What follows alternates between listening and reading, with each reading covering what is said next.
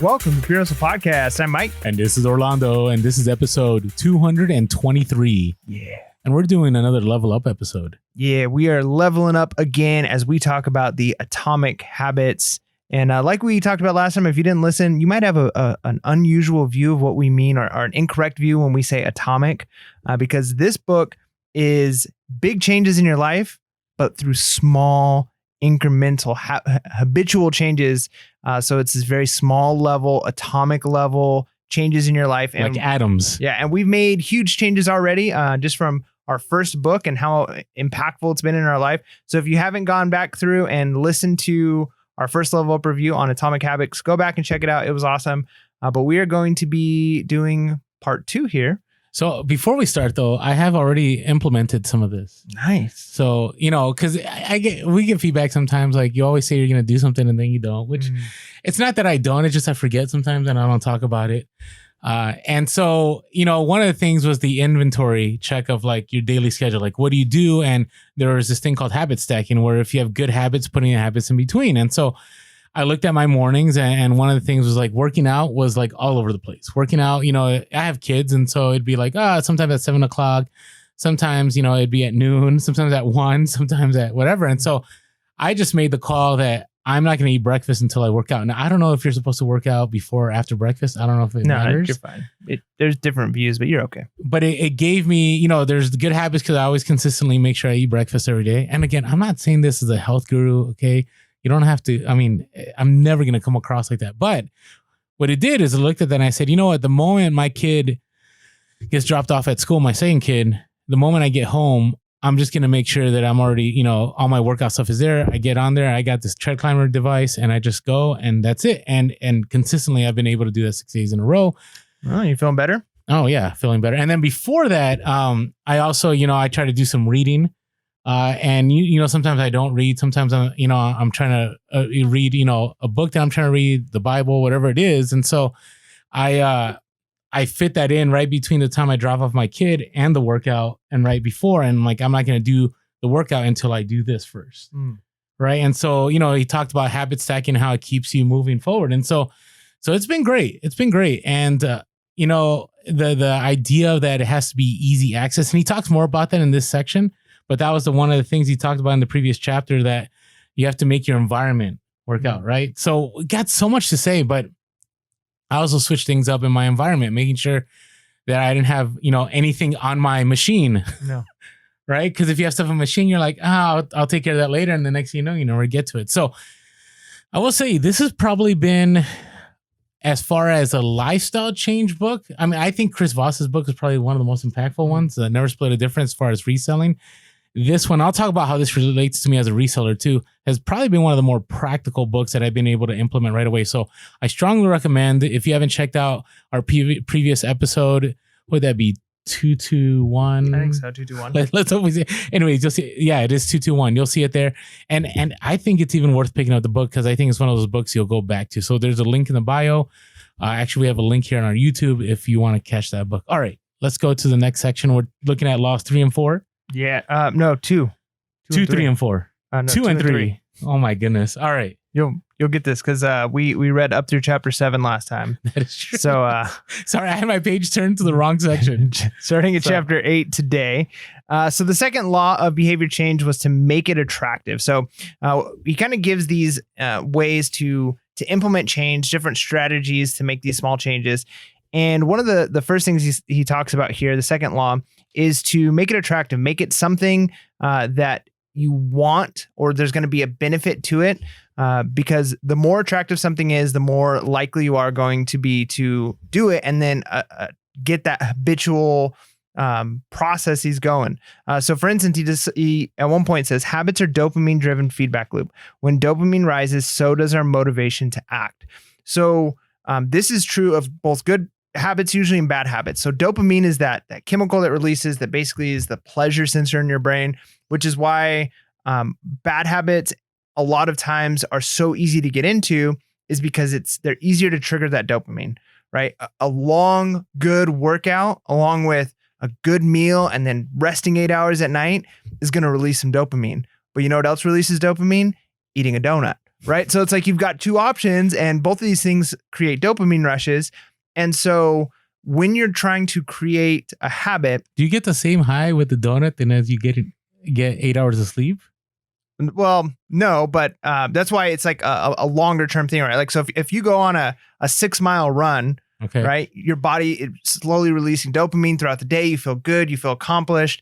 You eat a donut, like it's a ton of dopamine all at once, right? And then you feel like garbage. Then you feel garbage the rest of the day, right? Okay. But if you had to choose, and we're creatures that literally thrive off of that dopamine rush.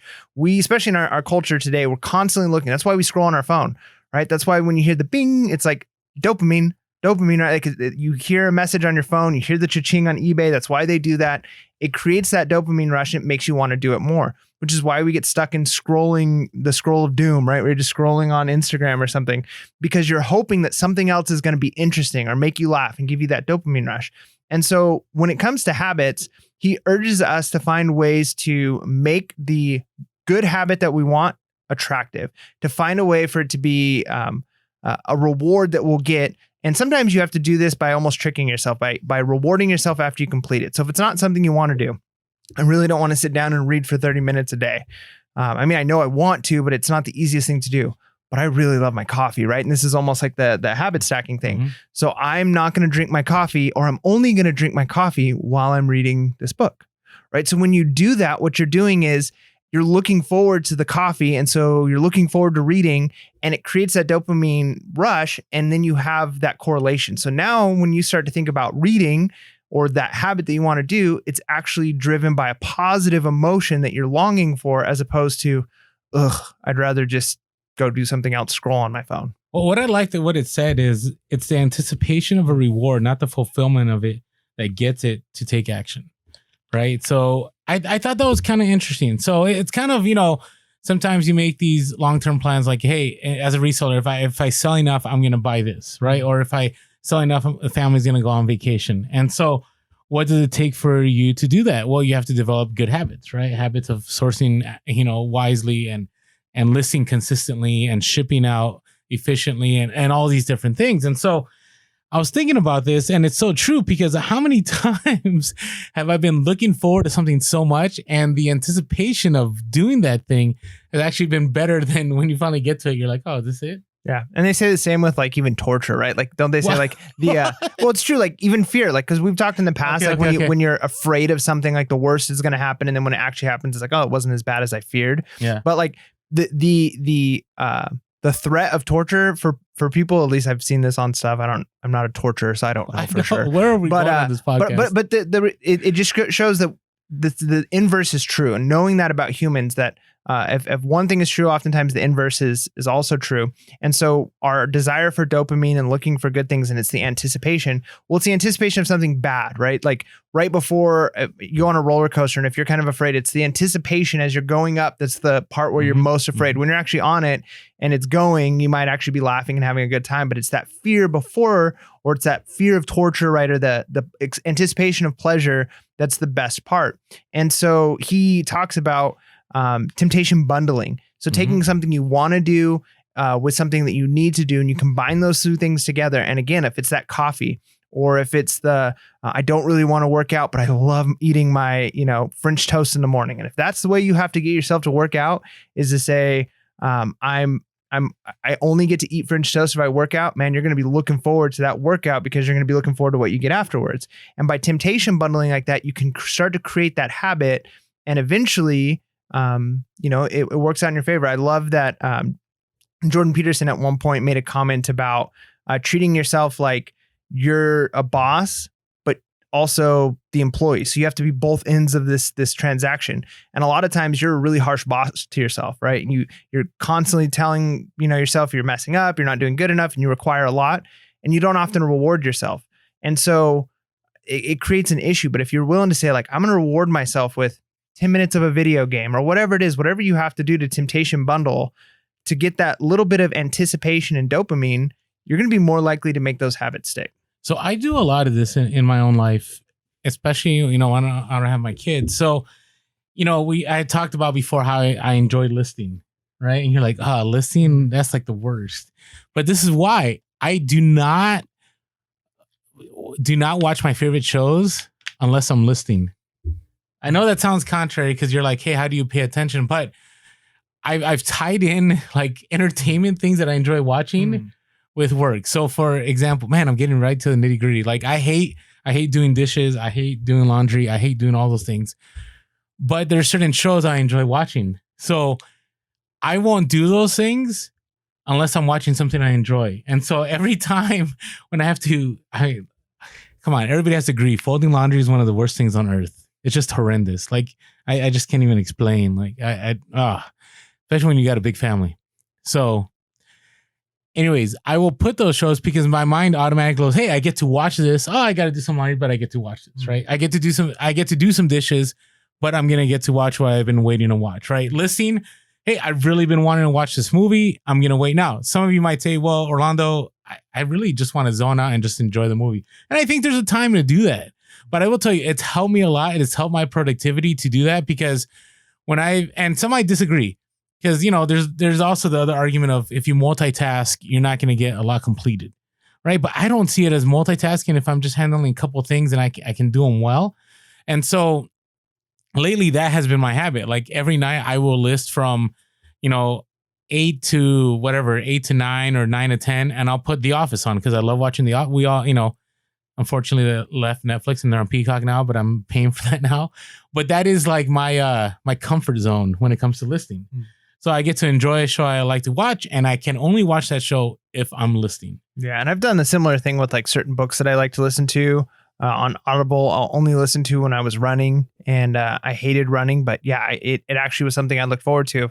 Well, I want to go on my run because I want to find out what happens next. And I've kind of done a similar thing with not listing because I feel like I need a little bit more focus when I'm listing, but taking pictures because I don't have to focus as much when I'm taking pictures. I don't have to like think about what should I write here? How can I change?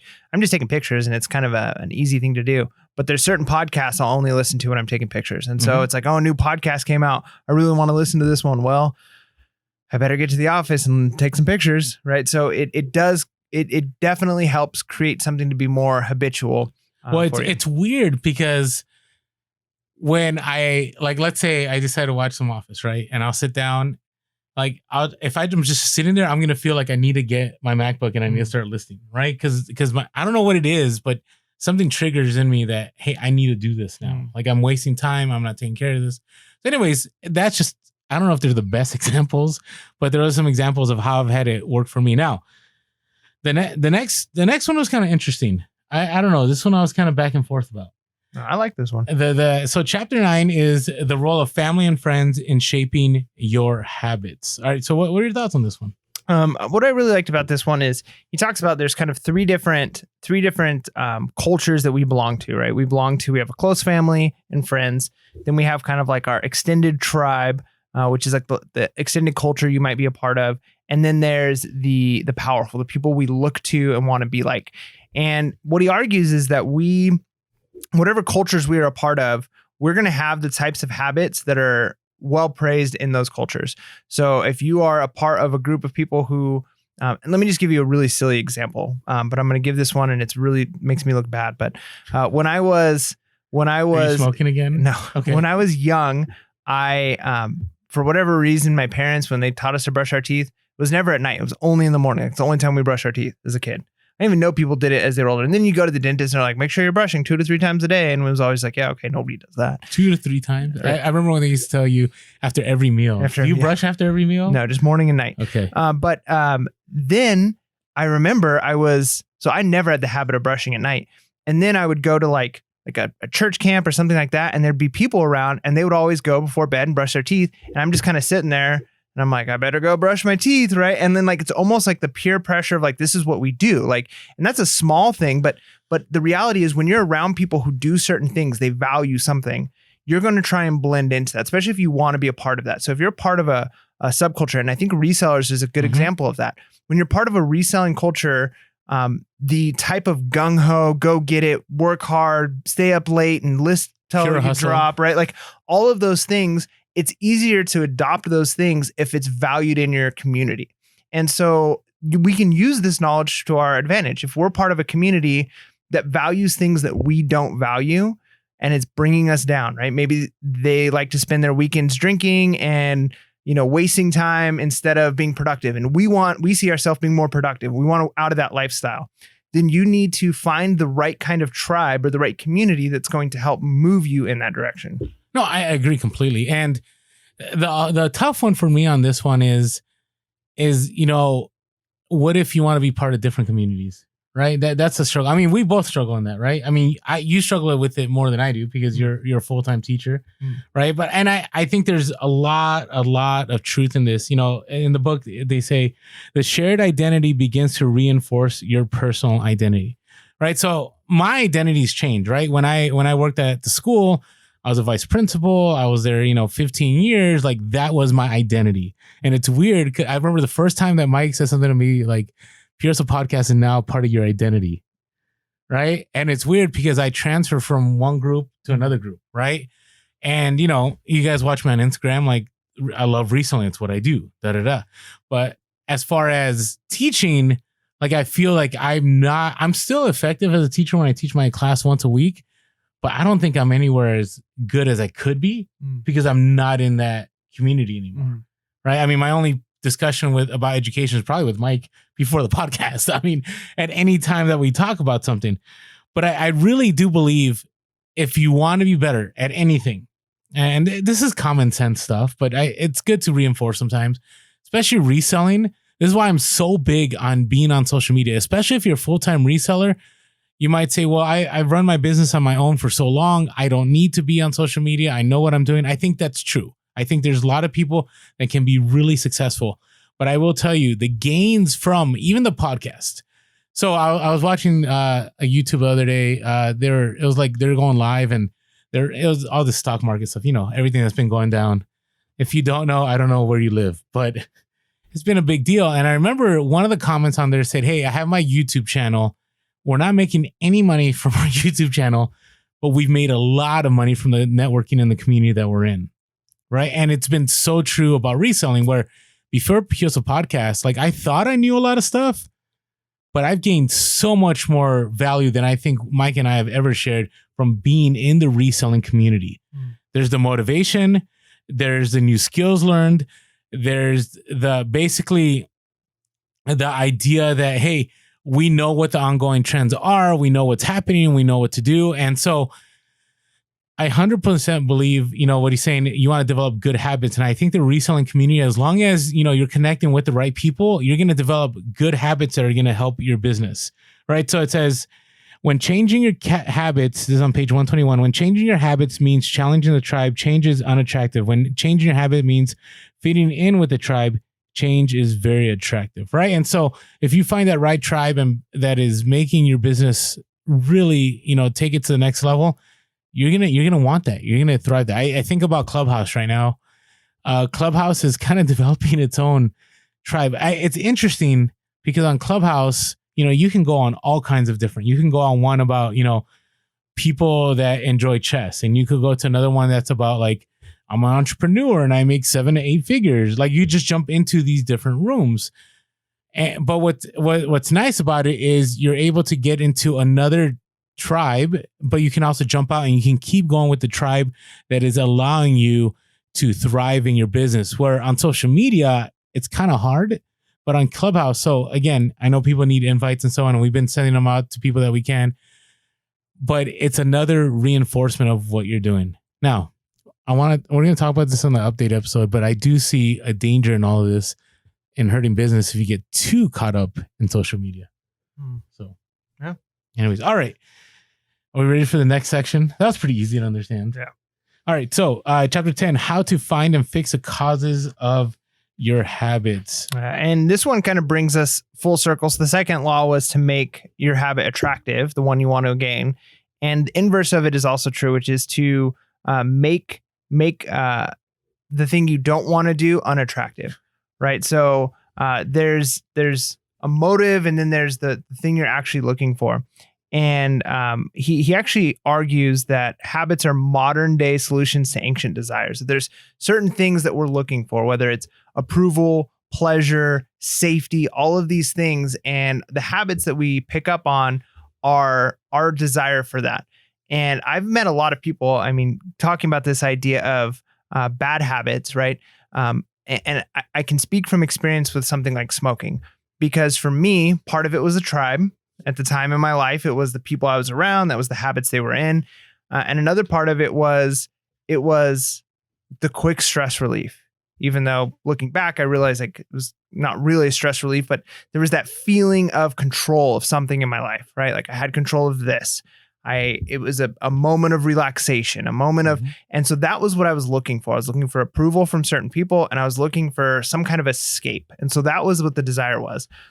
And in reality, for me, it really was, no matter what, kind of an unattractive trait that I stopped to realize it was unattractive, but the way I smelled, the way it, the cost, right? How much it cost me. And so if you can pick up a good habit by attaching it to something you want, making it something you want, then connect the bad habits you don't want to do with something you really, really dislike. Or if I do this, then now I'm going to have to do this other thing that I really don't like to do. And so can you take those bad habits, figure out the motive behind them, and almost in some ways it's like punish yourself, right? For doing the bad thing, like make this thing unattractive. If I do this, I mean, that kind of is the, you're not talking about rubber bands on wrists, are you? No, but it's almost like the idea of like, putting money in the swear jar, right? Like if I do this, I have to punish myself. And every time it's costing me money. And eventually it's like, I don't want to say that because I don't want to put any more money in that jar, right? It's kind of the one of the ideas of making a bad habit unattractive. Well, and we'll talk about that later because he has a full chapter on that section. Mm-hmm. But what I really liked was this part where he said how to reprogram your brain to enjoy hard habits, right? Basically a shift in mindset. And we've heard this. A lot of this is common sense. But again, I think it's good to reinforce. He states, now imagine changing just one word. You don't have to do something. You get to do something. All right, so I have a couple examples that in my own life I've taken to heart. In the beginning of the pandemic, I remember, you hear about, it was horrible. It's still horrible, right? And I used to hate working out, but now every time I work out, it's an evidence of me that I'm good, right? I don't have COVID. I'm going to be all right. And so I don't see it as I have to work out to beat the pandemic. It's like I get to work out because I'm in good health.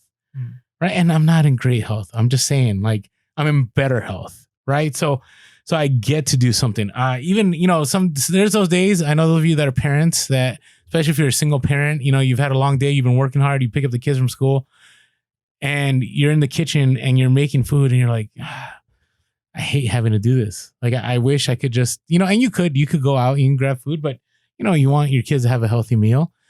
And so you could have hey, I have to do this. Like my kids have to eat healthy, or I get to do this. I only have my kids for so long. Before I know it, they're going to be graduating. I'm not going to see them anymore. And I even graduate. My kid's going to get their license and that's it. I'll never see my son ever again once he gets his license. But I get right now the ability to make this meal. We get to eat around the table and enjoy our time with one another. And so it's definitely a shift in mindset. I mean, even with saving money, and we've talked about the total money makeover, as a paragraph here says, saving money is often associated with sacrifice.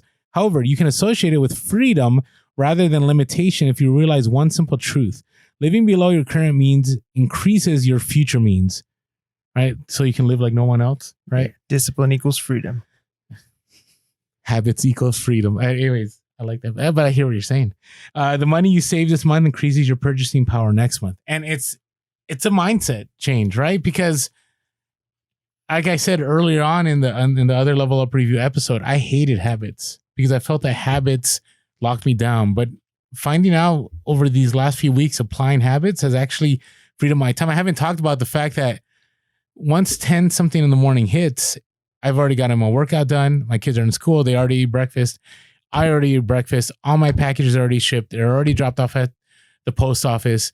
And now I have, until I got to pick up my youngest son from school, I have all that time that I can devote to the business. And hopefully what that means is after I pick up my kids from school, I can go home and I don't have to worry about anything reselling unless I get a cha-ching. Yeah. And so I think, correct me if I'm wrong, but there was probably a point in time, and tell me I'm terrible for throwing this out there, but no, it's all there's good. probably a point in time when you were like sleeping in till like 10. Oh, dude. Okay. So I'll be real. Yeah. Actually, it was worse than that. It was like noon. Okay. So the reason, like, so we've had in earlier podcast discussions where I'm like, you got to wake up earlier. You got to wake up earlier. And a big part of that wasn't just wake up earlier and sit around and do nothing, right? Like a big part of it kind of assumes that fill your day with these things, with good habits. And then, like you said, when you can look at and say, by 10 o'clock, I've already done things that I might not have had done until the evening, right? That actually frees up a ton of your time, a ton of potential, and allows you to be more productive in the evening, as opposed to, well, I'll just stay up later and try and do those things. Well, if you try and save the workout until later in the day, it's always hanging over your head. You're probably not going to actually get to it. So, well, I'm glad you brought that up, because I don't know how many times I've shared this, but when I was full time, I felt like I had all the time in the world.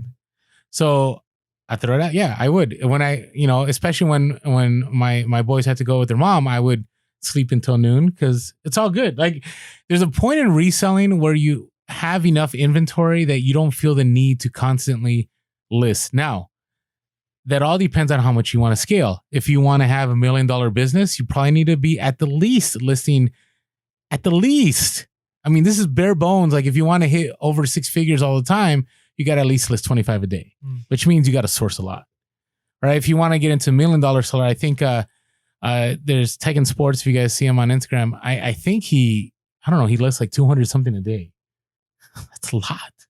I mean, I think he has employees now, but he was doing it on his own. But that's what it takes. So for me, Mike and I have talked about, like, I'm not looking to be that $1 million seller. I'm just looking to have more time with my kids, right? And so, and especially because in San Diego, I feel like trying to get property and so on, like, there has to be major moves that happen for me to get there.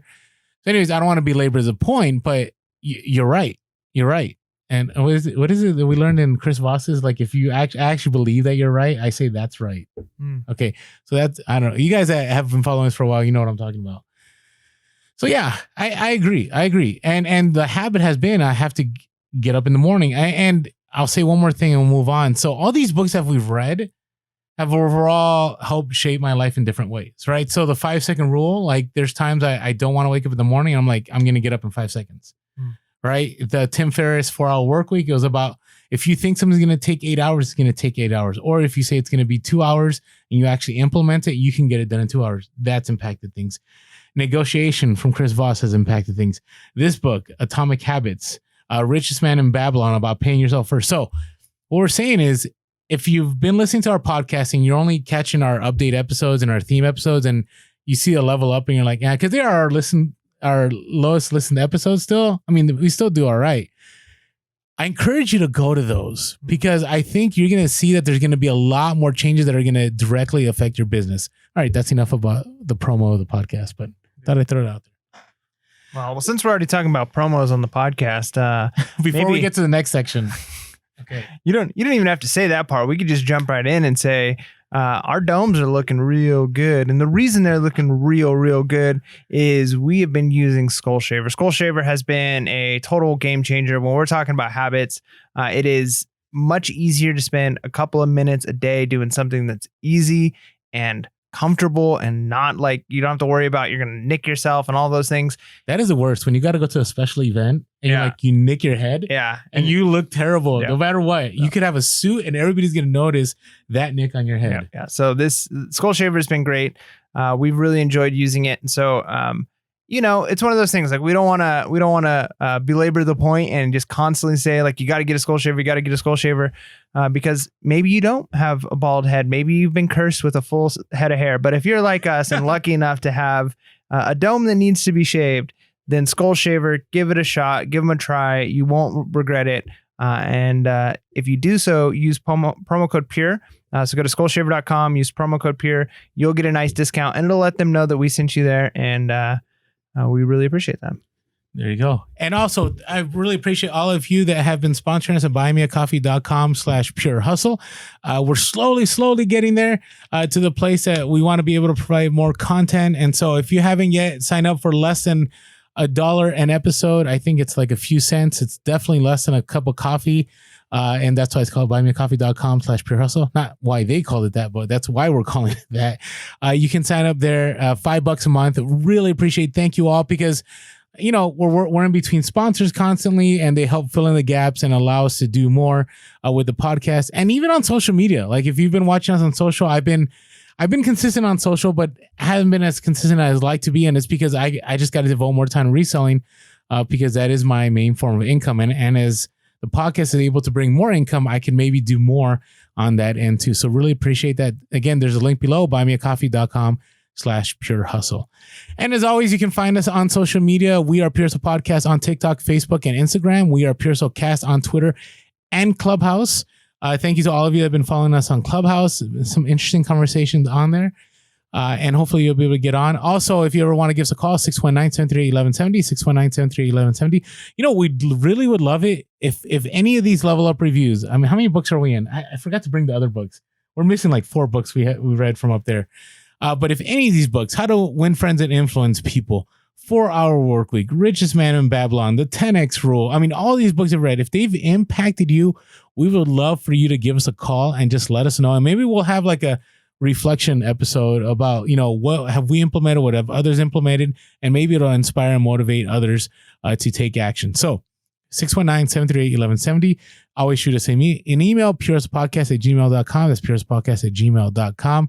And as always, love the iTunes reviews. Always help us out in the algorithm. I just wanted to read our latest. Well, I actually turned on an episode while I was doing that. All right. So I like this. They titled this Think Outside the Box. So 5-star review. So luckily we're not Robin Hood.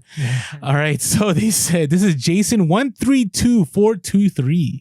Said, Mike and Orlando are always discussing tips and tricks that I am currently using to improve and scale my business. They provide firsthand accounts and experiences that are informative and allow me not to make the same mistakes they did. I'm so glad we can help out in that way. After every episode, I feel like they are challenging me to think outside the box in order to keep improving. Great information that will provide both new and seasoned resellers with the next steps to take to improve your business. At Vintage Flipper. I believe that's on Instagram, at Vintage Flipper. Thank you so much for the review. Appreciate it. We're at 392. We need 8 more to get to 400. Ooh, can you make it into those who've reviewed before 400? Because that's a special club. So I'm just encouraging anybody who can be, if you can be one of those last 8 to leave us a review and to give us stars before 400, you can be hipster and say I listened to Pure Hustle Podcast before they were big, right? So you want to jump on there and give us that review now, because once we're over 400, we'll still appreciate it, but you'll have missed that boat. Okay. See what I'm doing there? It's a little bit of psychology. I'm trying to get them. Hey, it's all good. I get it. Hey, thank you all for your support. All right, let's move on now. We are at the third law. Make it easy. Okay, so chapter 11. I'll let you get started on this one. Yeah. So one of the things that I like about this chapter is there's kind of a focus on moving and taking action. Mm-hmm. And a lot of times, and I'm guilty of this myself, I'm a researcher. I'll research a ton of things. I'll plan. I'll do all that. And I do think planning is important. However, a lot of times when it comes to becoming the person you want to be, recognizing the habits you need to have, we can get caught in this trap where we plan and research and listen to podcasts about it and write out ideas and say, well, tomorrow I'm going to do this. And in reality, what you really need to do most of the time is just take action. And he urges us to focus on action and he actually says at one point, the most effective form of learning is practice, not planning. And the more we can slowly start to implement things, because maybe you'll fail, maybe you'll try to implement a habit and you'll realize, well, this didn't work at this time. What if I try this? But if you kind of just are sitting there and constantly thinking about it and thinking about it and thinking about it and planning it, you're going to get stuck really doing nothing. And so I think that's just such an encouragement that a lot of times you have to take action. If listing 10 items a day is a habit you want to get into, or waking up and going to the gym or whatever it is, you can plan and think about the best time, the best this. The easiest thing is to just, all right, I need to do this, go and do it. And the more you do that, you actually slowly begin to make it easier, because the more you habitually do something, all right, it's first thing in the morning, I'm going to list my 10 items. First thing in the morning, I'm going to list my 10 items. Next thing you know, you're waking up, and by the time you've done listing your 10 items, you're like, oh, I didn't even have to think about doing that, right? It's become easy because of repetition and kind of forcing yourself to do it. But a lot of times you just have to take that action. Well, and this applies, especially if you're a new reseller. I mean, this has so many different applications to so many things, right? And so reselling is a habit. in the fact that you have to have the habit of, consistently going to whether it's thrift stores or sorting through pallets or doing retail arbitrage or wherever it is. And so I was thinking about this because, I've been sourcing with my son and trying to get him to understand reselling. Man, I forgot how rough it is. So props out to all of you that are starting new. I understand. Now I understand more of what you're going through because I'm going through it with my son where, he's like, hey, how much research do I need to do? What do I need to watch? And I think there's value in that. I think you need to watch hours of YouTube. I think you need to listen to hours of podcast, preferably hours. And you need to, do a lot of research. But if you're not taking action, you're never going to figure things out. Right. I mean, with eBay, like the biggest barrier to selling on eBay is shipping. Right. A lot of people are trying to figure out what's the best way to ship. What do I do? Sometimes it just takes you having to ship something you don't want to ship. Yeah. Right. And once you do it 2 or 3 times, the stuff that you learned along the way, you don't even think about it anymore because it's just part of your process. Yeah. You could pay $500 for a course, or you can overpay $500 in shipping for a few months as you're learning, and you're going to be better off, right? Because in fact, one of the things he says here, which I think is good, is the amount of time you have been performing a habit is not as important as the number of times you've performed it. And I think about this in a way, like I've been reselling now for going on 3 years. And let's just say you've been full-time for about the same time, 2.5, 3 years, somewhere around there, right? So we could say we've been going at this for 3 years. I know you've been doing it longer, but let's just say we could say certain things we've had a habit of doing the same amount of time. But because you're putting in more repetition, you might be hitting a thrift store every single day, or you might be hitting retail arbitrage every day. I've been doing retail arbitrage for 3 years, but I only go once a month, right? Like the habits that I need to form, the going in the store, what to pull up, how to do it, how to be the most efficient, I don't have it as strongly as Orlando does. And so one of the encouragements from that is it's not even so much the time, because a lot of times you get stuck on that too, is I'm going to have to do this for years or months before it becomes comfortable or becomes easy. Don't even think about time. Think about repetitions and just keep doing it, because every time you do it, the next time is a little easier and the next time is a little easier. And so as hard as it is now, it's not going to get harder. It's only going to get easier. And that's a encouraging thing, especially when we're thinking about law number 3 is to make it easy. Well, if I want it to be easier tomorrow, then I need to do it some today, because then tomorrow is going to be easier and the next day is going to be easier. And so just putting in that repetition of setting up the light box, going to the gym, doing the sourcing, whatever it is, printing out the labels, whatever it is that you have to get into repetitions of doing, the more repetitions you do, the easier it is. And the easier it is, tomorrow when you're having a really bad day, the water heater breaks and this is going wrong and this is going wrong. Well, if your habits are easy, you don't have as much of a reason to try and avoid them. It's like, well, I'm still going to do these things even though I've had a bad day.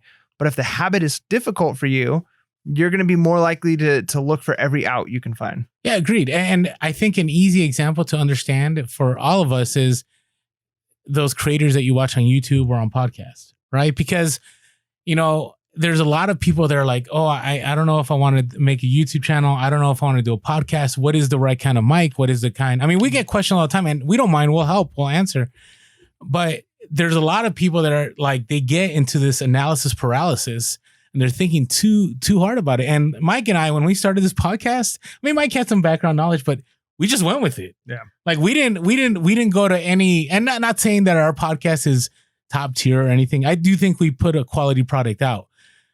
But what it took was us to just barrel through it. Yeah. And the more we did it, the more comfortable. If you watch our first 2 episodes, man, it is brutal. Just watch 5 minutes of our first episode and then like our last update episode. Or even our intro video that we still have on YouTube, which we need to replace one day. Yeah, what are we thinking? But it's like, hey, we're Pure Hustle Podcast. Thanks for watching. I don't even know how it looks. I haven't watched it. It's so unbearable. It's but yeah, I think that's a great example is you can find any YouTuber, if they've got their early stuff up, you see the growth. And we know that, right? Like we see the bodybuilder on stage, or you see, somebody, an athlete who's performing a sport at peak performance, and you recognize that they didn't get there from, just one day they woke up and they tried really hard for a day or two and then they were there, right? It was countless repetitions over and over and over and over and over and over, and then it pays off in the end. And recognizing that what was really difficult for them to do at one point Maybe somebody who's a marathon runner, the first time they ran a mile might have been a big challenge. Now it's like nothing. It's a warm up for them because they put in the repetitions. So think about that for the habits that are really difficult for you now. And just consider, got to get the repetitions in. If I just do it daily, if I do it every day for a month, the next month it's going to be easier. And that encouragement can help a lot because, and I'll go back to quitting smoking, right? Because I think breaking habits, and if anybody out there has an ex-smoker, you know that like breaking a nicotine addiction is probably one of the most challenging things. I know there are physically more addictive substances that can cause like really bad withdrawal systems, different drugs and things. But as far as psychological addiction, I still know that I'm a nicotine addict, that I still have cravings, right? And I only smoked for 3 months and I still every once in a while I get a craving. And that was when I was 15. That was 25 years ago. And it's so anybody who recognizes that or has gone through that, you know how hard that kind of stuff is. So that's why I bring it up. But when you're quitting and you know it's like today's a really hard day, I really, really want to, but I know if I can get through today, tomorrow's going to suck, but it's not going to suck as much as today sucked. And next week's going to suck, but it's not going to suck as much as this week sucked. Right. And a year from now, I'm going to be a lot better off than I am today. And so that hope, that gives you hope. And the same thing is true for developing a good habit that's hard. It's difficult getting up every morning, getting up early and exercising before you do this or reading before you do that. Yeah, it might be difficult, but as difficult as it is today, if you keep doing it, it's going to get easier. And so that's hope. That hope can drive you forward. Yeah. And I want to go back to my point earlier on real quick. All you have to do is whoever your favorite YouTube reseller is outside of Pure Soul Podcast, go to their first 2 videos. And especially there's some out there that drop like 2 videos a week and they're well polished. They're well done. I guarantee you that when they started, it was rough and their editing took hours. But once they started consistently doing it, right, they kept putting out a better product, they kept editing, and it's very well polished. And so, you know, any of us can do certain things. I do think the repetition part, like you just said, is the key. And I like what the author says. James Clear says here, one of the most common questions I hear is, how long does it take to build a new habit? But what people really should be asking is, I'm just going to ruin this point. Let me start over. He says, one of the most common questions I hear is, how long does it take to build a new habit? But what people really should be asking is, how many does it take to form a new habit? That is, how many repetitions are required to make a habit automatic? And that's what you're looking for, is you want it to be automatic. It's not 10 days, 15 days, 30 days. It's how many times is it going to take for it to be automatic? And for some people, it's like 5 times. Sometimes it's 30. Some people, it's 100. All right, but he says to build a habit, you need to practice it. At the most effective way to make practice happen is to adhere to the 3rd law of behavior change, make it easy. And that leads us to our next chapter of the law of least effort. Yeah. And I love this one because we kind of talked about this a little bit last time when we talked about having water at your bed or me getting my gym clothes ready in the morning. But one of the things that this chapter talks about is creating an environment where doing the right thing is as easy as possible. We naturally are looking for the least resistance.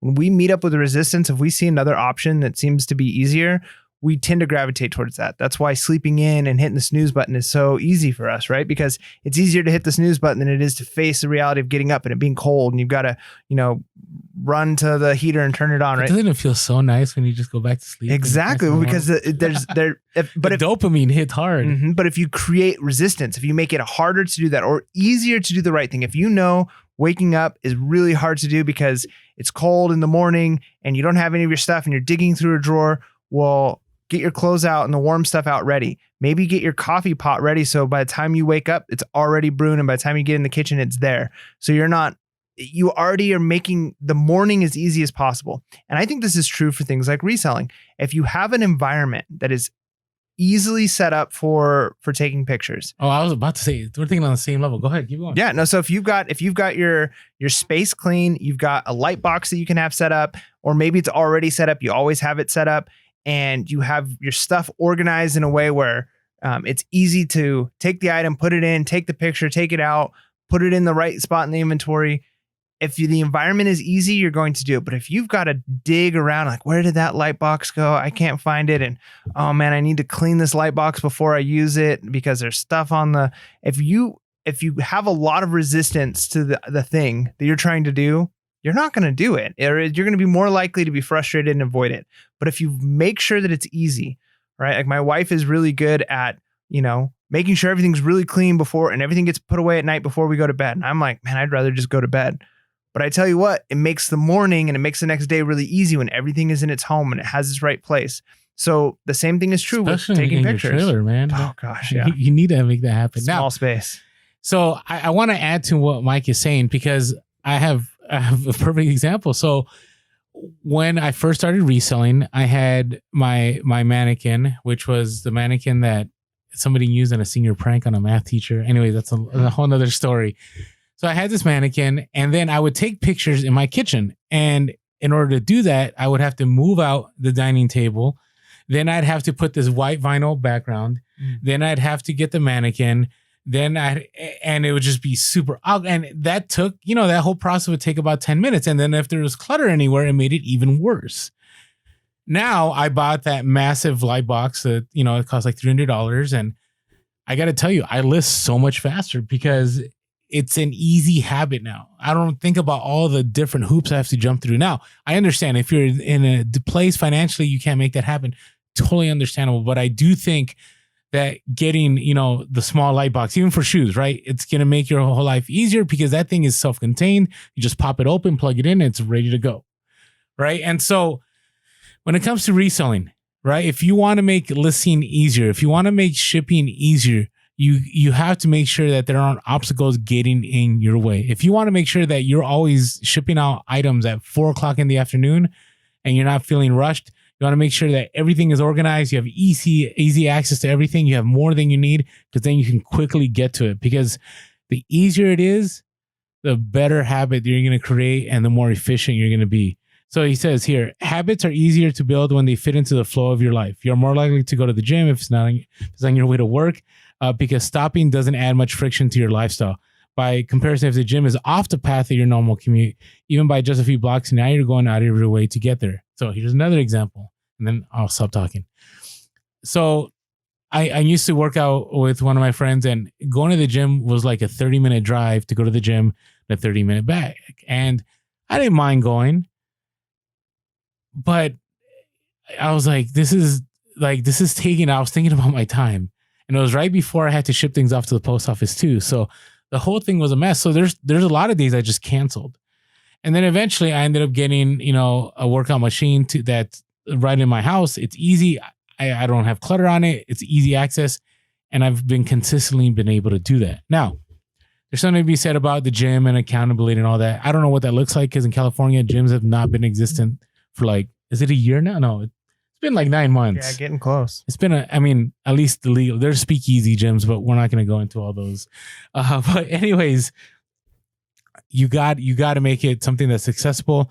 If sourcing is an issue for you, like let's say, sourcing takes a lot because you have to, go out of your way to drive somewhere, or you got to, figure out. You don't have cash on hand because the thrift stores or garage sales require cash, but you don't keep it on hand, so you don't stop because you don't have cash.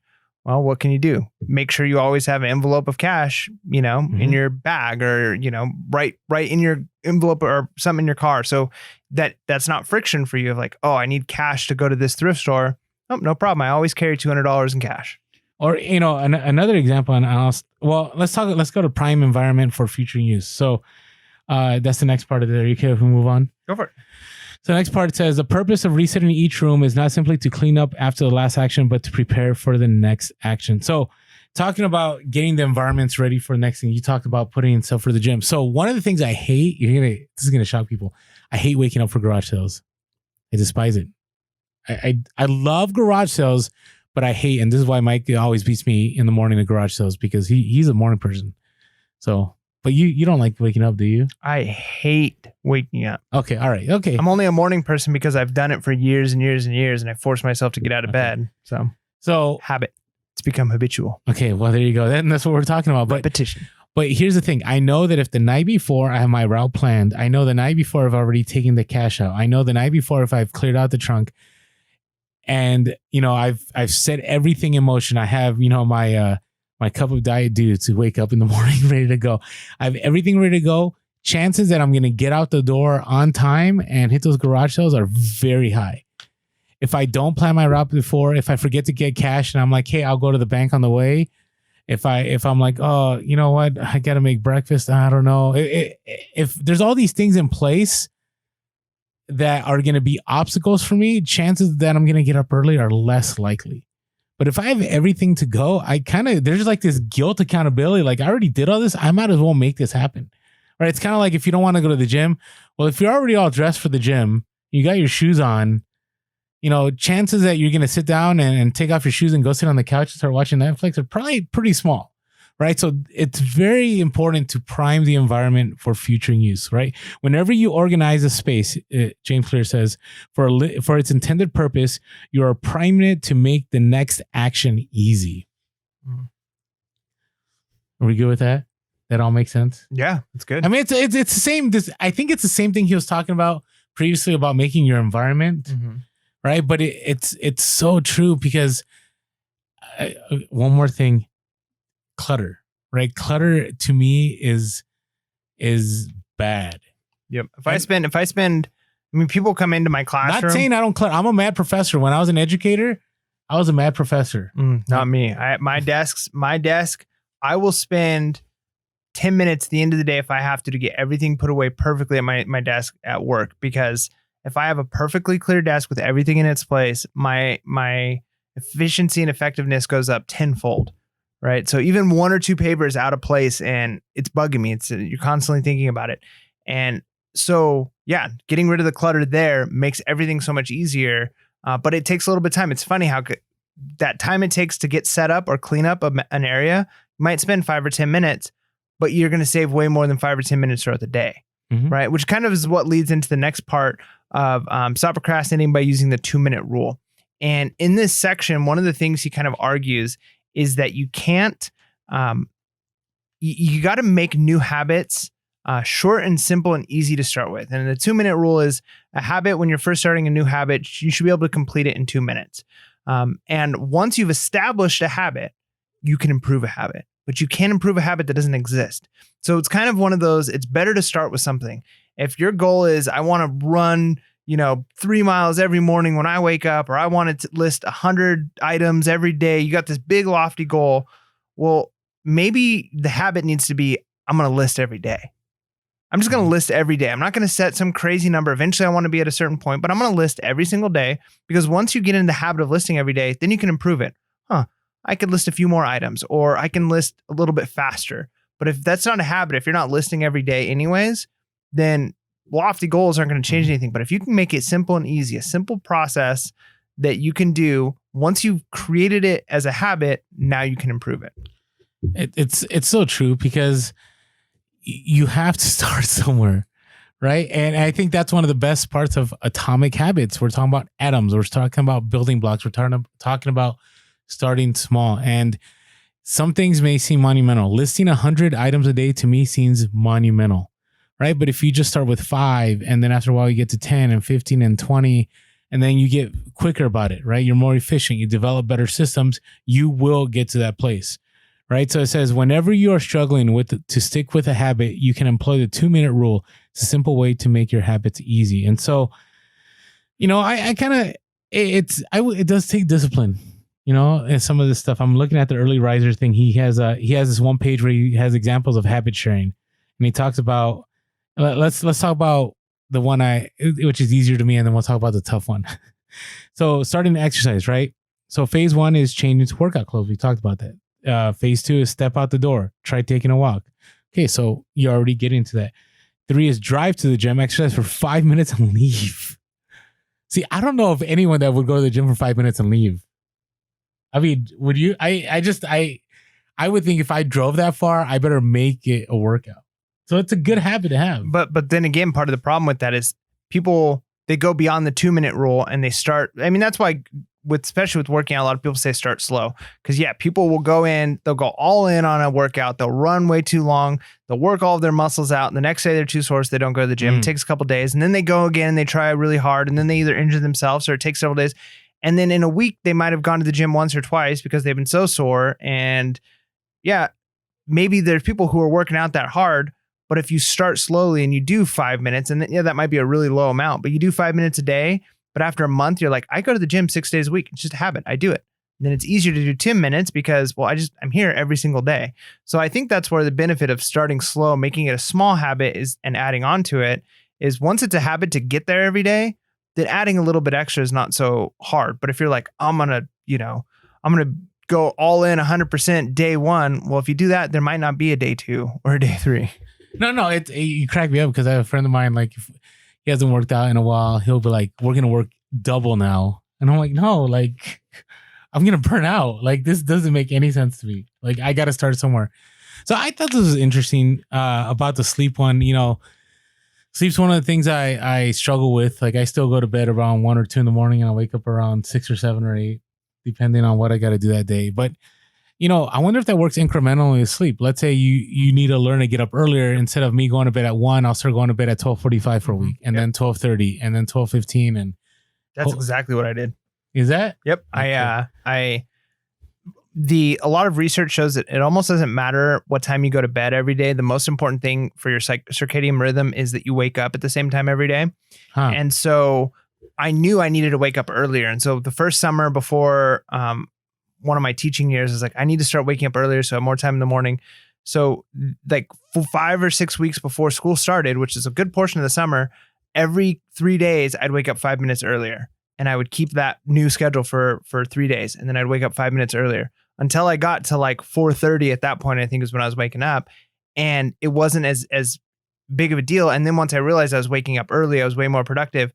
I was just naturally going to bed earlier. Like I didn't have to worry about what time I was going to bed. Then the dopamine kicked in, right? Then the positive response, the reward, right? What we just talked about. Yep. Like you saw the worth of waking up at 4:30 in the morning. Yeah. And I did, instinctively this thing of like, okay, I'm going to drink my coffee. I like drinking coffee in the morning. And the other thing, I loved omelets. And I was always rushing out the door to go to work and I never got a good breakfast. It was like a breakfast bar or like a bowl of cereal really quick. And I realized when I woke up, started getting up like a half hour earlier, I can make the best omelet of my life and still have plenty of time to get ready for work. And it was like, this is worth getting up early, right? So I attached something I liked in the morning, whereas if I slept in, it's like, no omelet today, right? So that just goes to show that you can do these small I've done that change. Before. Really? Yeah, I've done that. I mean, not 4:30 in the morning, more like 6:30 in the morning, but I get what you're saying. It's just a good feeling, right? Like when you are drinking your coffee and you're reading a book and you're like, oh, when I'm done with this book and drinking this coffee, I'm going to go make an omelet. And then I'm going to have time to shower and get dressed. And then I can kind of mosey my way out the door and I'll be at work on time instead of like rushing, right? That feeling in the morning was worth the, pressing snooze, man. That feels really good for a couple minutes, but rushing out the door is terrible. And the rest of my day is a mess. Right. Listen, I 100% know what you're talking about. All right. So let's move on to the next chapter about how to make good habits inevitable and bad habits impossible, which I thought was a pretty powerful chapter. He talks about the idea that about a commitment device. So let's talk about that first. Commitment device is a choice you make in the present that controls your actions in the future. Right. So he says there are many ways to create a commitment device. You can reduce overeating by purchasing food in individual packages rather than bulk size. You can voluntarily ask to be added to the banned list of casinos and online poker sites to prevent future gambling sprees. I've heard of athletes who have to make weight for a competition, choosing to leave their wallets at home during the week before weigh-in so they won't be tempted to buy fast food. And I agree. I agree with this. I agree with pretty much everything in the book. This commitment device. So again, we're talking about health, but I think health is important. And one of the things I struggle with is my health. My health goes up and down, up and down, up and down. And I have found that the times that I'm healthier is when I remove all the terrible foods from my fridge and my pantry and I put all the good foods in there. And then on top of that, I have the guilt of I dropped a lot of money. I better not waste this money. Right. So I better eat what's here. I better, enjoy what's here. And so I think it's really good to make it difficult for you to jump into any bad habit you have, even if it costs you maybe a little bit of money or maybe a little bit of time. You have anything you want to add to that? And I think those are good. I think I know of, there's apps you can get that will basically make your phone a dumb phone, right? After a certain time, you can put locks on your phone. So, between 8 a.m. and 4 a.m., my phone functions as like an old phone. Like it takes phone calls and texts, right? Like I'm not saying I use that app, but I know people who do those things, right? Yeah. So if you are struggling with phone, then a commitment device might literally be an app on your phone that locks your phone, right? Between certain hours, or certain apps don't work in certain times. Another commitment device, it could be as simple as an alarm clock. And going back to our previous chapter about setting your environment up, and maybe your alarm clock is in another room, right? Where you can't just roll over and hit snooze, but the device is, this thing is going to go off and it's going to be loud and it's going to wake up everybody in the house. And so it kind of forces you to do that thing that you know you have to do, even though you don't necessarily want to. I hate those alarms. Yeah. Like those old school. Oh my alarm gosh. clocks. We got one for my dad because my dad was really bad at not waking up because he never slept. Like he worked nights. And so he'd get like 2 or 3 hours of sleep and then he'd have to wake up and take some of us to school. And there'd be times where he wouldn't wake up and he wouldn't always wake us up. So we got him this alarm where it was, you know, those like old toys that you could like pull and then it would shoot like the thing up into the air and it would spin like a helicopter blade. Okay, yeah, right? yeah. And so it was an alarm like that where there was a helicopter blade thing on the top that fit in, like almost like a puzzle piece, it would fit in. And when the alarm went off, that thing would spin and then shoot up into the air. And the alarm wouldn't stop until he found it in the room and put it back onto the dock. Really? I haven't even heard of that. So it was like a way to like basically force him to get up and get active because otherwise he would just turn off the alarm and go to sleep. But yeah, you can literally have devices that make your life easier or intentionally more difficult to do certain things. And I think something like leaving your phone at home is a great example, or leaving a wallet at home. My wife and I started leaving our phones in our car when we'd go to dinner, right? Like certain things, it's like if I know that I'm supposed to be spending time with my wife and I'm going like this on my phone instead at dinner, well, a commitment device might be literally a locked glove box in the car. Well, they have those. There's like now I think you can buy like cell phone lock boxes. So if like you're hanging out with people, like everybody puts their phone in there and they lock it, which crazy that's where we're at in society, you know, but it's all good. I'm still, you know, it's funny. This is going to divert us a little bit, but I remember when I first got my iPhone back in 2010 and I got so much hate for being on my phone all the time. Like, cause I was always on my phone when we were talking to people. Now everybody's on their phone.